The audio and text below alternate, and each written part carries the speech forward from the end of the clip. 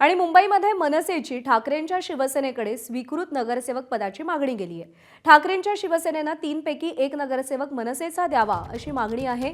मनसेच्या नेत्यांनीही आग्रही भूमिका घेतली आहे। जागा वाटपावेळी सहकार्य केल्यामुळे स्वीकृत नगरसेवक पदाची आग्रही मागणी केली जाते।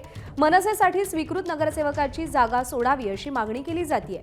मनसेला सत्ताधारी पक्षांचाही प्रस्ताव आल्याची माहिती सूत्रांकडून दिली जाते।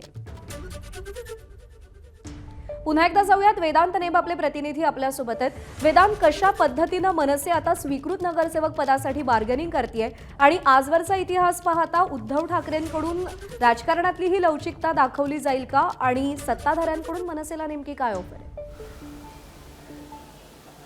ज्या प्रकारे आपण जागा वाटपाचं सूत्र बघितलं तर त्यामध्ये मनसेनं खरं तर तशी मवाळ भूमिका घेतली, कारण अधिकाधिक जागा या ठाकरेंच्या शिवसेनेने या मुंबई महापालिका निवडणुकीमध्ये लढल्या आणि त्यामुळेच आम्ही जागा वाटपाच्या वेळी जास्त आग्रह न करता किंवा पेच निर्माण न करता ठाकरेंच्या शिवसेनेला अधिकाधिक जागा दिल्या आणि त्यामुळे आता ज्या निवडून आलेल्या ठाकरेंच्या शिवसेनेच्या जागा आहेत त्यामध्ये मनसेचा सुद्धा वाटा आहे, कारण सभा असतील किंवा मग शाखा भेटी असतील किंवा मग कार्यकर्त्यांनी ठाकरेंच्या शिवसेनेच्या उमेदवारांना निवडून आणण्यासाठी केलेले प्रयत्न असतील, यामध्ये मनसेचा सुद्धा वाटा आहे आणि त्यामुळेच 65 नगरसेवकांमध्ये 3 स्वीकृत नगरसेवक हे ठाकरेंच्या शिवसेनेच्या वाट्याला आलेले आहेत आणि त्यामुळेच मनसेला 2 पैकी 1 स्वीकृत नगरसेवक द्यावा अशी खरं तर आग्रही भूमिका मनसेची असणार आहे। कारण ज्या बैठका मनसेच्या नेत्यांच्या होत आहेत त्यामध्ये सुद्धा त्यांचं हेच म्हणणं आहे की स्थायी समिती सदस्यांमध्ये सुद्धा 1 सदस्य हा मनसेला मिळत आहे, तर स्वीकृत नगरसेवकांमध्ये आणि इतर ज्या समित्या आहेत तिथे सुद्धा ठाकरेंच्या शिवसेनेनं मनसेला